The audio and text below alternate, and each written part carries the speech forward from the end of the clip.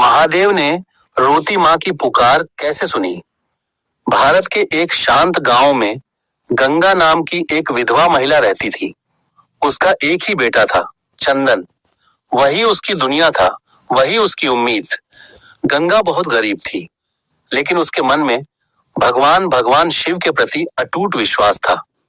हर दिन वह सुबह जल्दी उठती, घर के काम निपटाती और पास के छोटे से शिव मंदिर में जाकर दीपक जलाती।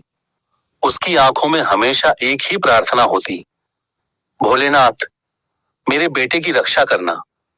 चंदन भी अपनी मां की तरह भोलेनाथ का भक्त था, लेकिन वह अब भी छोटा था और गांव के बच्चों के साथ खेलना, नदी किनारे दौड़ना उसे बहुत पसंद था।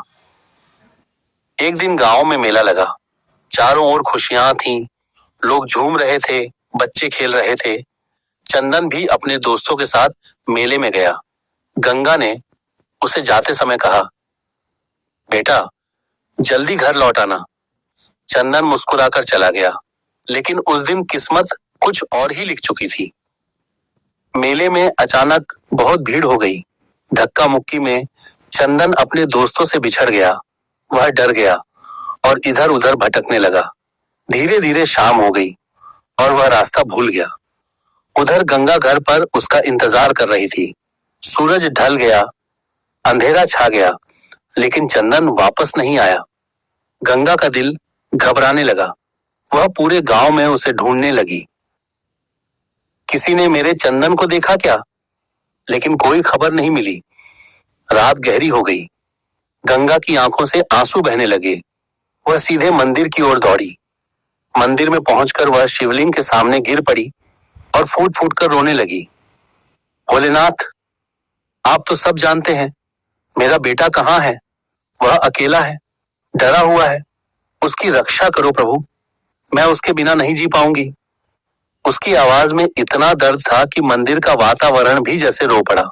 दीपक की लौ तेज हो गई और घंटी अपने आप बजने लगी। ये गंगा रोते रोते वहीं बेहोश हो गई। उसी समय जंगल के किनारे भटकता हुआ चंदन बहुत डर गया था।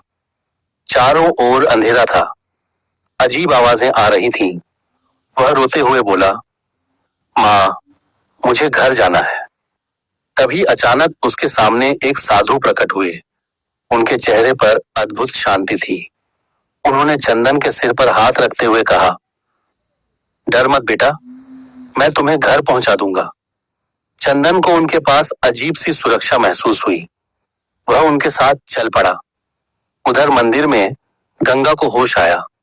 उसने महसूस किया कि जैसे किसी ने उसके सिर पर हाथ रखा हो। उसे एक अजीब सी शांति मिली। उसी समय मंदिर के पुजारी ने आकर कहा, गंगा, चिंता मत करो, भगवान शिव तुम्हारी पुकार जरूर सुनेंगे। गंगा ने आंसू पोंछे और घर की ओर चल पड़ी। कुछ देर बाद गांव के बाहर एक साधु चंदन को लेकर आए। उन्होंने दरवाजे पर दस्तक दी। गंगा ने दरवाजा खोला और जैसे ही उसने चंदन को देखा, वह खुशी से रो पड़ी। मेरा बेटा! उसने उसे गले से लगा लिया।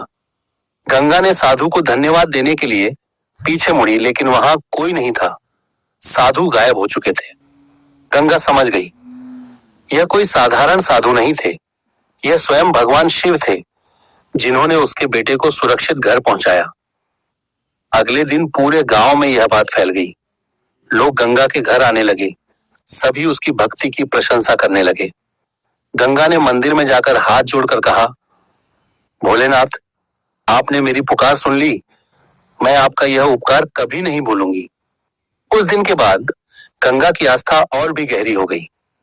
वह हर किसी को यही कहती, जब दिल से भगवान को पुकारो तो वे जरूर सुनते हैं। धीरे धीरे गंगा का जीवन भी बदलने लगा। गांव के लोग उसकी मदद करने लगे। चंदन भी बड़ा होकर एक अच्छा इंसान बना और हमेशा अपनी मां की सेवा करता रहा। एक रात गंगा को सपना आया। उसने देखा कि भगवान शिव मुस्कुरा रहे हैं और कह रहे हैं, मां की पुकार कभी अनसुनी नहीं जाती। तुम्हारा विश्वास ही तुम्हारी ताकत है। सुबह उठते ही गंगा की आंखों में खुशी के आंसू थे। यह कहानी हमें सिखाती है कि माँ का प्यार सबसे सच्चा होता है और जब उस प्यार में भगवान के प्रति श्रद्धा जुड़ जाए तो चमत्कार होना तय है। भगवान शिव बहुत दयालु हैं। वे अपने भक्तों की हर सच्ची पुकार सुनते हैं, खासकर तब जब वह पुकार किसी माँ के दिल से निकली हो। इसलिए जीवन में चाहे कितनी भी मुश्किलें आएं, हमें भगवान पर विश्वास कभी नहीं खोना चाहिए। ऐसे ही और कहानी और कथा सुनने के लिए हमारे चैनल को लाइक, शेयर, फॉलो और सब्सक्राइब करें। धन्यवाद।